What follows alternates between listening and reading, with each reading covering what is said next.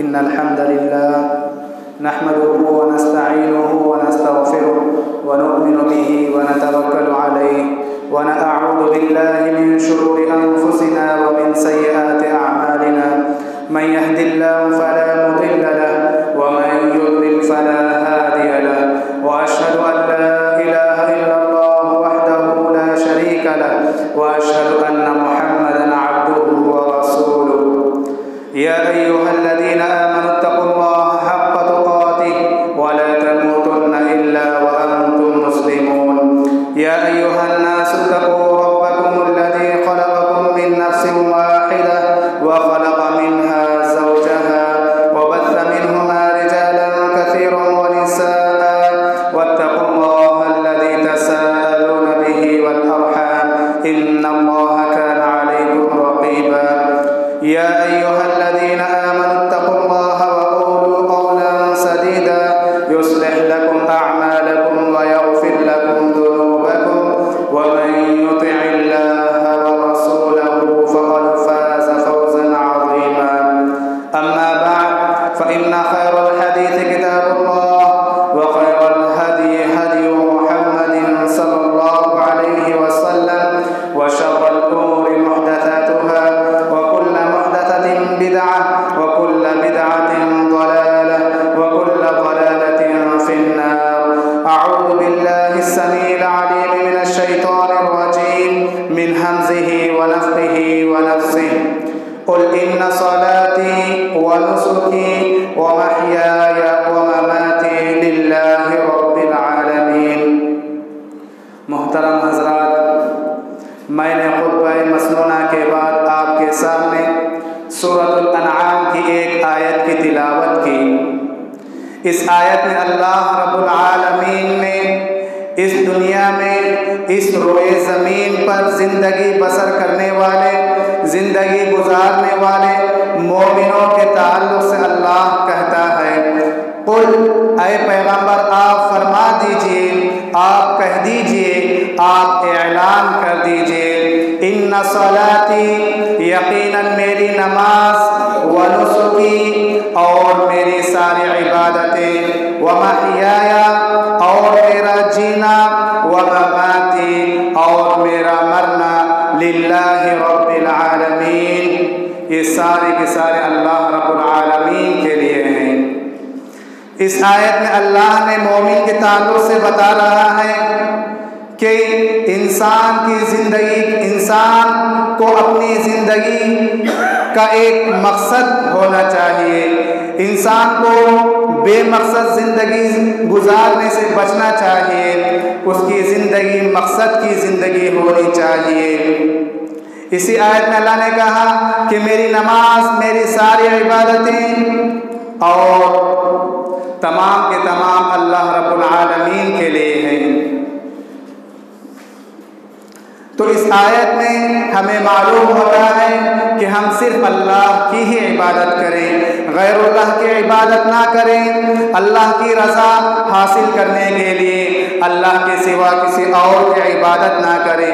इसीलिए हमें आप सल्लल्लाहु अलैहि वसल्लम ने इसी मकसद हयात को याद दिलाने के लिए सुबह व शाम के अस्कार में से ये भी दुआएं बताएं।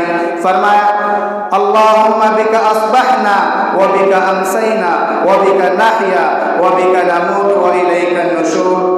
ऐ अल्लाह, हम तेरे ही नाम से सुबह और शाम करते हैं, हम तेरे लिए ही जीते हैं और तेरे लिए ही मरते हैं और तेरी ही तरफ लौटकर आने वाले हैं।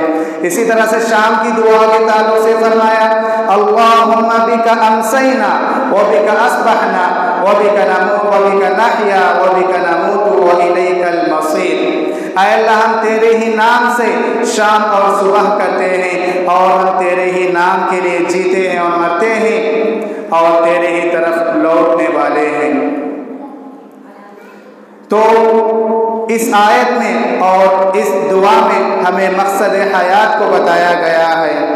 इसी तरह से अल्लाह ने तमाम मखलूक़ात में से, दुनिया की तमाम मखलूक़ात में से जिन और इंसान को अक़ल से नवाजा है। इसलिए इंसानों और जिन्नों को मकसद की ज़िंदगी गुजारनी चाहिए। तमाम मखलूक़ात में अल्लाह ने सिर्फ जिन्नों और इंसानों को ही अक़ल से नवाजा है। कहा अल्लाह रब्बुल आलमीन ने वमा खलक़तुल जिन्ना वल इंसा इल्ला लियअबुदून, मैंने जिन्नों और इंसानों को इसलिए पैदा किया है कि वो सिर्फ मेरी ही इबादत करें, यानी अल्लाह के सिवा किसी और की इबादत ना करें। अल्लाह ने दुनिया में बेशुमार अनगिनत लातादाद मखलूक़ात को पैदा किया है, लेकिन अक़ल से सिर्फ दो ही मखलूक़ात को नवाजा है, वो है जिन और इंस। तो जिन और इंस को अल्लाह ने अक़ल से नवाजा है, तो इंसान को मकसद हयात को सामने रखना चाहिए, हमेशा अल्लाह की बंदगी करनी चाहिए, उसके सिवा किसी और की इबादत नहीं करनी चाहिए। क्यों? क्योंकि अल्लाह ने हमें अक़ल दिया है, अक़ल सलीम से नवाजा है, फ़िक्र सलीम से नवाजा है। हम अक़ल के ज़रिए ये तमीज़ कर सकते हैं कि हक़ में क्या है और बातिल में क्या है, हक़ व बातिल में तमीज़ कर सकते हैं, दोस्त व दुश्मन में तमीज़ कर सकते हैं, नफ़ा व नुकसान में तमीज़ कर सकते हैं। अलगरज़ अल्लाह ने हमें अक़ल देने की वजह से हमें हर चीज़ में गौर व फिक्र कर सकते हैं। इसीलिए हमें सिर्फ अल्लाह ही की इबादत करनी चाहिए। बेमकसद ज़िंदगी गुजारने वालों के ताल्लुक़ से अल्लाह ने कहा लहुम क़ुलूबुन ला यफ़क़हूना बिहा व लहुम अ'युनुन ला युबसिरूना बिहा व लहुम आज़ानुन ला यस्मऊना बिहा उलाइका कल अनआम बल हुम अदल उलाइका हुमुल गाफ़िलून। बेमकसद ज़िंदगी गुजारने वालों के ताल्लुक़ से अल्लाह ने कहा ये कैसे इंसान हैं कि अल्लाह ने उन्हें दिल दिया है, अक़ल दिया है, उसके बावजूद नहीं समझते। वलहुम अ'युनुन ला युबसिरूना बिहा, उन्हें आँख से नवाजा है, ये अच्छे काम देख नहीं सकते। वलहुम आज़ानुन ला यस्मऊना बिहा, उन्हें कान से नवाजा है, ये अच्छी बातें समझ नहीं सकते। उलाइका कल अनआम बल हुम अदल, ये जो बेमकसद ज़िंदगी गुजारते हैं, अल्लाह ने अक़ल देने के बावजूद, दिल देने के बावजूद, कान देने के बावजूद, आँख देने के बावजूद जो बेमकसद ज़िंदगी गुजारते हैं, अल्लाह ने उनके ताल्लुक़ से जानवरों से मिसाल दी है। कहा उलाइका कल अनआम, जो बेमकसद ज़िंदगी गुजारते हैं वो जानवरों जैसे हैं। कहा आगे बल हुम अदल, बल्कि उनसे भी गए गुजरे हैं। यानी जिस इंसान की ज़िंदगी में मकसद ही नहीं, उनकी ज़िंदगी का कोई फ़ायदा ही नहीं। क्यों? अल्लाह ने जो बेमकसद ज़िंदगी गुजारते हैं उनकी तशबीह, उनकी मिसाल जानवरों जैसी, बल्कि जानवरों से भी बदतर, उनके सामने जानवरों को बेहतर है। तो यूँ ही सुबह हुई शाम हुई, उम्र यूँ ही तमाम हुई, उनकी ज़िंदगी का कोई मकसद ही नहीं। इसी तरह आगे अल्लाह ने कहा वो मकसद हयात को सामने नहीं रखते, उन्होंने अपनी ज़िंदगी को बस खाना पीना ही समझ लिया, उनकी ज़िंदगी का कोई प्लान ही नहीं, उनकी ज़िंदगी का कोई मकसद ही नहीं, बस ज़िंदगी खाना पीना है, बस ज़िंदगी ख़त्म हो जाएगी। तो आज अल्लाह ने कहा ज़रहुम यअकुलू व यतमत्तउ व युल्हिहिमुल अमल फसौफ यअलमून। कहा ऐ पैगंबर आप फरमा दीजिए, उन्हें छोड़ दीजिए, वो खाएं पिएं, अनकरीब वो जान लेंगे कि वो नेक अमल किए हैं, मकसद हयात को सामने रखे हैं या नहीं हैं, उनकी ज़िंदगी कामयाब होगी या नाकाम होगी, वो अनकरीब जान लेंगे। उन्हें छोड़ दीजिए, खाएं पिएं। इसी तरह से अल्लाह ने कहा जो इंसान सिर्फ खाना पीना ही ज़िंदगी को समझ लेते हैं, कमाना ही सब कुछ समझते हैं, कहा अल्लाह ने वयअकुलूना कमा तअकुलुल अनआम वन्नारु मथवल लहुम। अल्लाह ने कहा जो इंसान सिर्फ ज़िंदगी को खाना पीना ही समझते हैं, वो खाते हैं जानवरों जैसे खाते हैं, कमा तअकुलुल अनआम, जानवरों जैसे खाते हैं। कहा अल्लाह ने वन्नारु मथवल लहुम, आगे फरमा उनका ठिकाना जहन्नम है, उनका ठिकाना जहन्नम है। क्यों? क्योंकि उन्होंने ज़िंदगी को सिर्फ खाना पीना, उनकी ज़िंदगी का कोई प्लान नहीं, उनका टारगेट नहीं, फ्यूचर प्लानिंग नहीं, बस दुनिया में आए, अल्लाह को राज़ी नहीं किए, दिल जो बोलता रहा उस दिल के ताबे रहे, तो उनके लिए ना दुनिया में कामयाबी है ना आखिरत में कामयाबी है।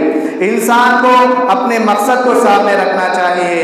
ये इस मकसद को सामने रखते हैं सहाबा किराम रज़ी अल्लाह अन्हुम अजमाइन की तारीख से हमें मालूम होता है कि सहाबा मक्का में पैदा हुए, मदीना में पैदा हुए, हिजाज में पैदा हुए, लेकिन उनकी खबरें हमें दुनिया की मशरिक़ व मगरिब में मिलती हैं।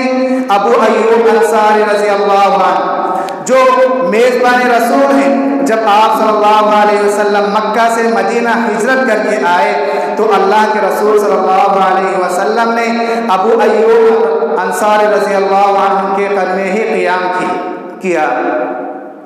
तो अबू अय्यूब अंसारी रज़ी अल्लाह अन्हु मदीना में पैदा हुए, लेकिन उनकी कब्र मिलती है कुस्तुल दुनिया इस्तांबुल में उनकी कब्र मिलती है। तो सहाबा किराम की हालत थी कि दीन के खातिर इलाए कलिमतुल्लाह के खातिर उन्होंने मकसद को सामने रखते हुए दुनिया की ख्वाहिशात, अपनी ख्वाहिशात, माल और दौलत, तिजारत, हर चीज़ की कुर्बानी की। क्यों? उनके पास एक मकसद था, मकसद हयात था। उनको दुनिया हासिल करना नहीं था, उनके सामने मकसद होने की वजह से उन्होंने अपने बीवी बच्चों को छोड़ा, अपने माल को छोड़ा, अपनी तिजारत को छोड़ा, अपने वतन को छोड़ा। क्यों? क्योंकि उनके सामने एक मकसद था। मकसद की वजह से वो कामयाब हुए। उनका हर लम्हा, हर मिनट, हर सेकंड, हर साल, पूरी जिंदगी वो मकसद के लिए जिए। इसी सहाबा किराम रज़ी अल्लाह अन्हु में से मुआज़ बिन जबल रज़ी अल्लाह अन्हु के ताल्लुक से आता है।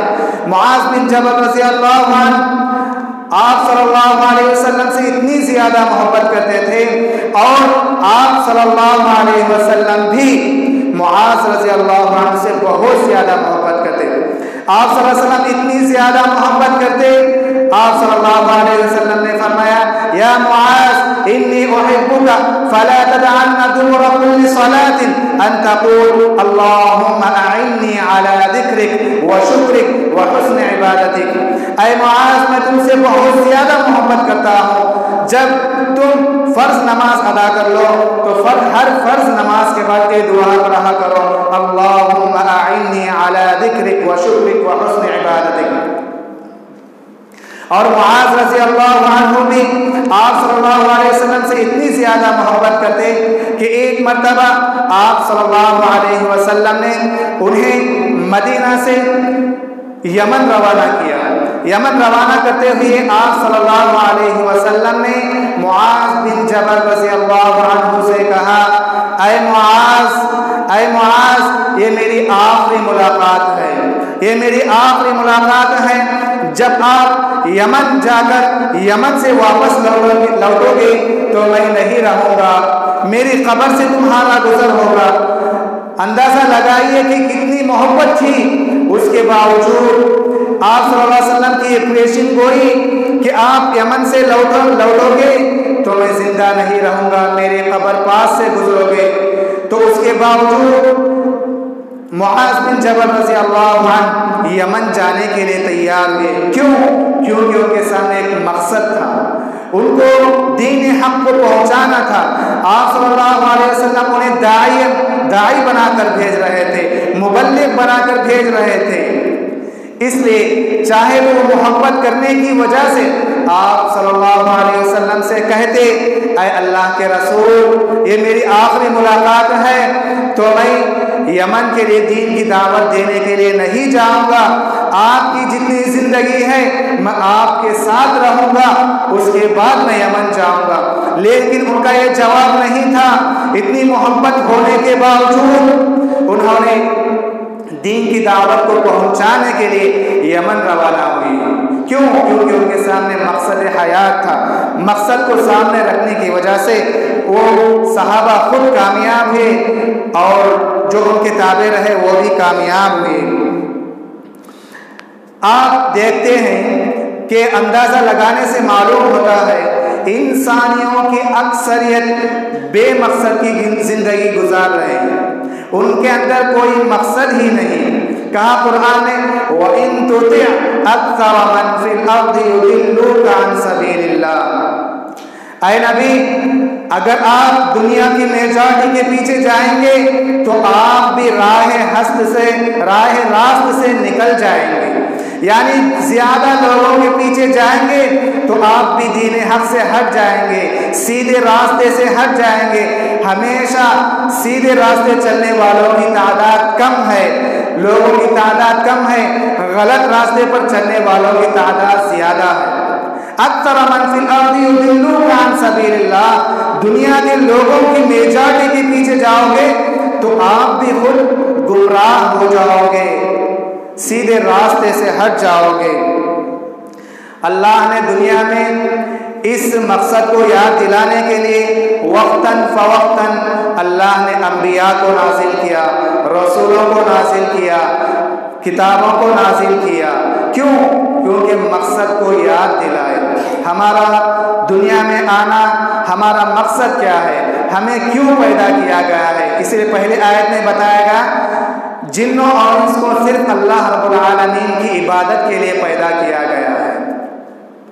तो अल्लाह ताला इस मकसद को याद दिलाने के लिए अल्लाह ताला हर इंसान को, हर ख़ानदान में, हर कौम में, इज्तिमाई शक्ल हो, इनफिरादी शक्ल हो, अल्लाह ताला हर एक को साल में एक मरतबा या 2 मरतबा हर तरीके से आजमाता है।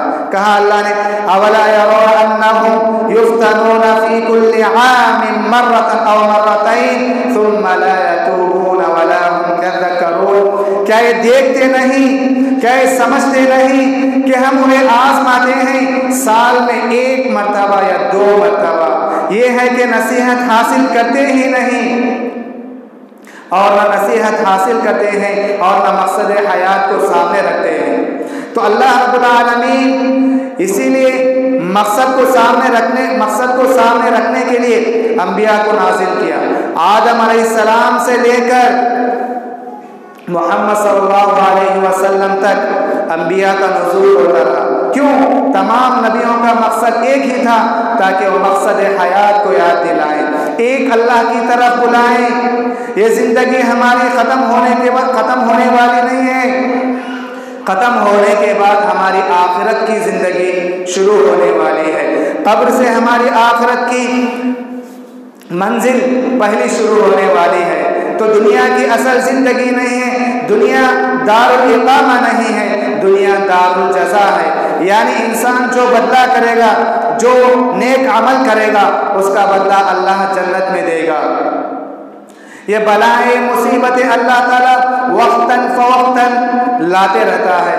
अल्लाह ने कहा वलनुज़ीक़न्नहुम मिनल अज़ाबिल अदना दूनल अज़ाबिल अकबर लअल्लहुम यरजिऊन।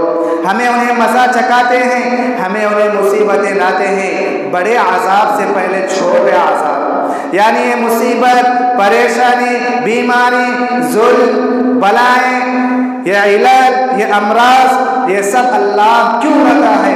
ताकि हम ख्वाब गफलत से हटकर एक मकसद की ज़िंदगी की तरफ लौट आए।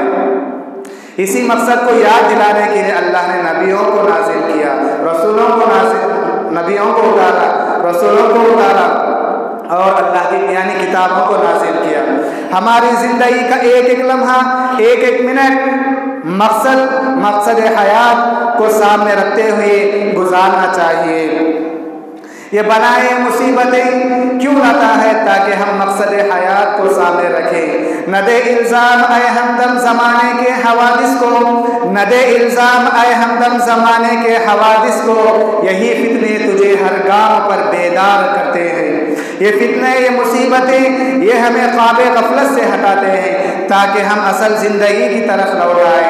इसी मकसद को याद दिलाने के लिए अल्लाह ने दुनिया में तमाम इंसानों को भेजने से पहले, उसमें मैं भी हूँ, आप भी हैं, और क़यामत की सुबह तक आने वाले तमाम इंसानों को अल्लाह ने रूए ज़मीन पर लाने से पहले तमाम इंसानों को जमा किया और वादा किया हमसे। हम तमाम को वादा लिया और कहा अलस्तु बिरब्बिकुम, क्या मैं तुम्हारा रब नहीं हूँ? अल्लाह ने हमें दुनिया में आने से पहले हम तमाम से वादा लिया है, हम तमाम से वादा लिया है। अल्लाह ने कहा अलस्तु बिरब्बिकुम, क्या मैं तुम्हारा रब नहीं हूँ? हम तमाम मिलकर एक जवाब में एक जवाब में कहा क़ालू बला शहीदना, क्यों नहीं, ऐ अल्लाह तू ही हमारा परवरदिगार है, तू ही हमारा रब है। कहा अल्लाह ने अन तक़ूलू यौमल क़ियामा, फिर तुम क़ियामत के दिन ये न कहना कि हम गाफिल हो गए, हम इस मकसद को भूल गए। इन कुन्ना अन हादा गाफिलीन, हमें मकसद याद नहीं रहा, हम भूल गए। इसी मकसद को याद दिलाने के लिए अल्लाह ने हमसे इस दुनिया में भेजने से पहले वादा लिया है। हमेशा इस मकसद को सामने रखना चाहिए। कामयाब इंसान, दुनिया में जो कामयाब इंसान है वो कहता है, उसके नज़दीक कामयाबी क्या है? जो इंसान बेमकसद ज़िंदगी गुजारता है उसके नज़दीक कामयाबी क्या है?